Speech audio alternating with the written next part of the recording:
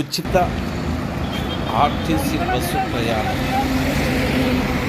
Road మీద 6 గంటలకే మహిళలు పిల్లలు అధిక సంఖ్యలో బస్సుల కోసం ఈ బస్సులు జనానికి సరిపోని లేవు కాబట్టి ఈ విధంగా ఇరగబడిపోతున్నారు అని ప్రయాణికులు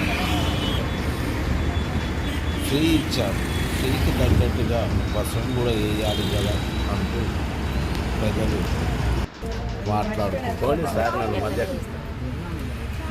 ఈ సందర్భంగా బస్సులోని ప్రయాణికులను చూస్తూ కూర్చున్న వాళ్ళు మళ్ళీ ఆడించి ఆడికి నిలబడిన వాళ్ళు కూడా అంతే.